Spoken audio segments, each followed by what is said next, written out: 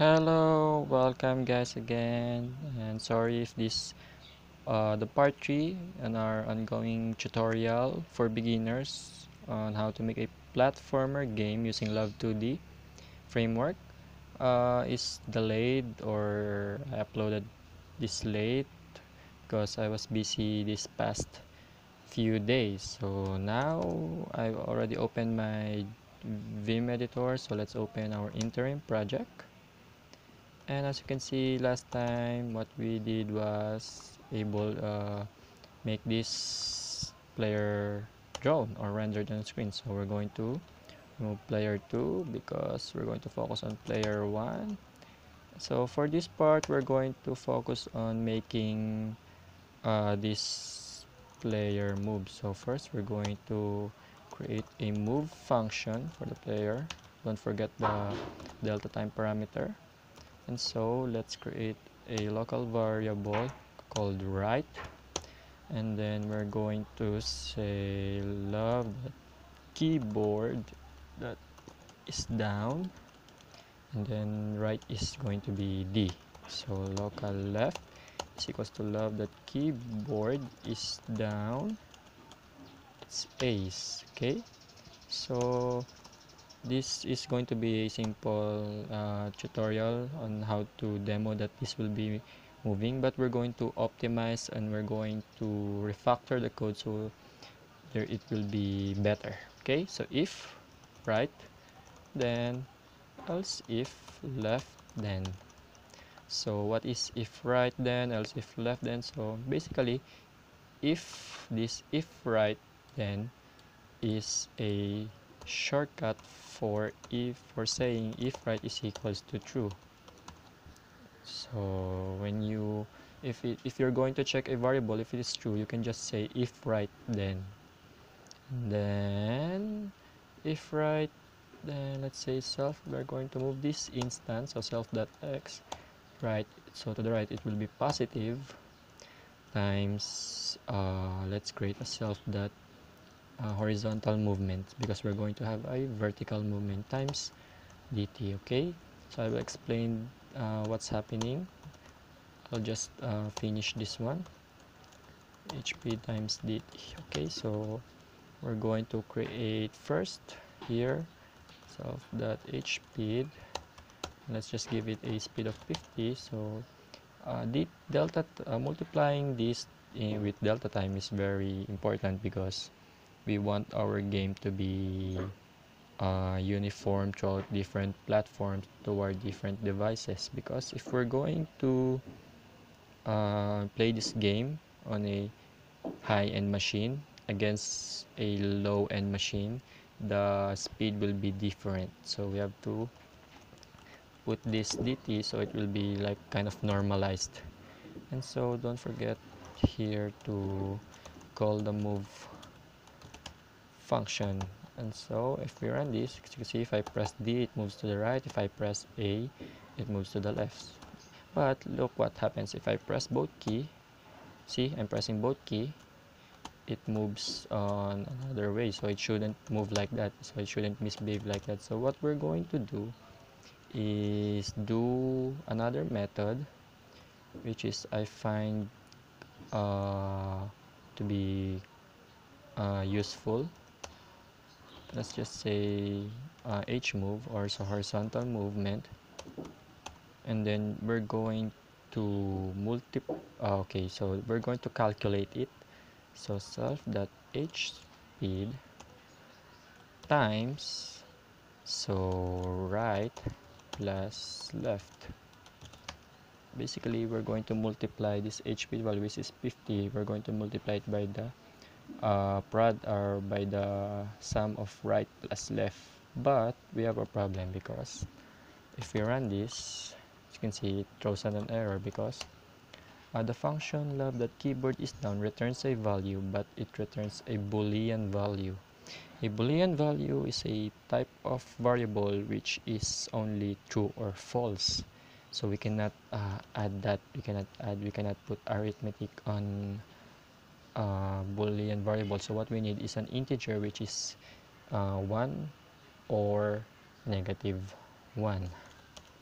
So what we're going to do is we're going to convert, make a function that will convert, let's create a local function here. Oh no, let's just create a function here called function uh, player. We're going to move this function because this will be useful in other files. So but for now, let's just put it here. So convert bool, and then we're going to get a boolean variable, a boolean value, and then let's say if bool is equals to true, or I mean is true, else. So we're going to return, if it is true, then 1, and then if it is not pressed, so if it is false, it means it's 0, right? So what we can do here is a self convert bool, and we're going to do for this function also, or for this value also, self convert bool, and so like that. As you can see, this will move. I mean, this works, right? If we're going to check the value, if love.keyboard is down space, okay, I'm just going to make going to check the value. If we press space, print h move, and if we run that, I'm going to get 0, but if I press A, it's going to get 50. If I press B, it's going to get 50, right? So don't forget to add negative. Okay, there you go. So this is a, wait, let's see if that works. See, there's a negative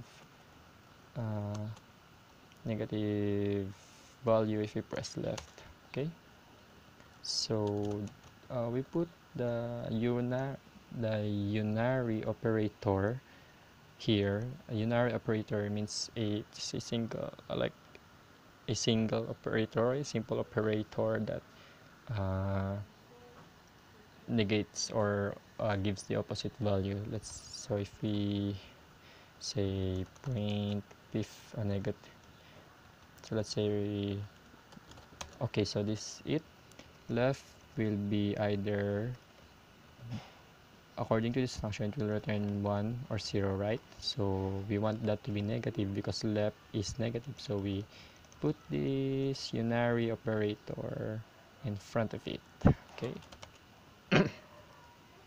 There is also another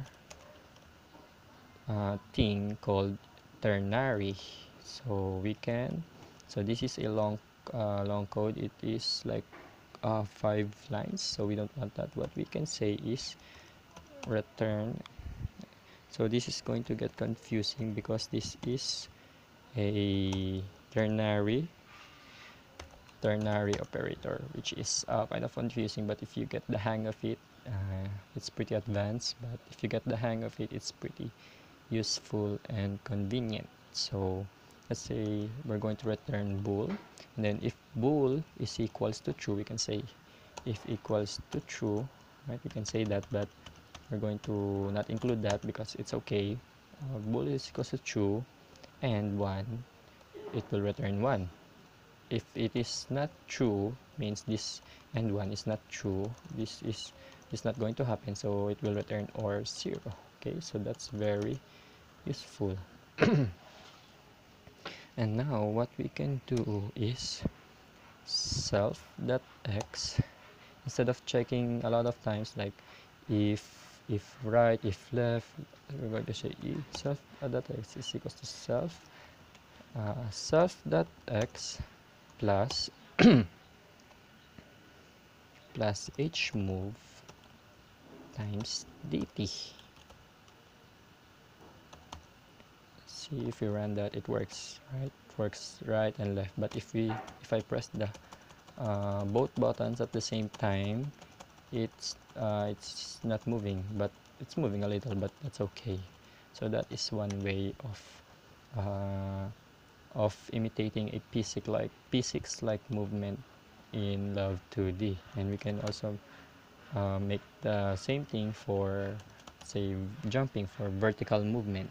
But for now, we have that simple moving or simple player movement. So we're going to expand on that later on, but for now, it works. So let's try that again. It works. And, see, and then for later videos we're going to add like initial velocity and then max velocity or acceleration. So when you press the movement, the player like will accelerate first before hitting the max speed, and then when you're release the key when stopping, it decelerates, and like it's kind of a sliding effect. So that will be for tweaking, that will be for advanced stuff, but for now we're going to get the basic gameplay. So so I hope you learned a lot. So be sure to subscribe so you can get so you will be updated and notified if I release another video. So have a lovely day and see ya.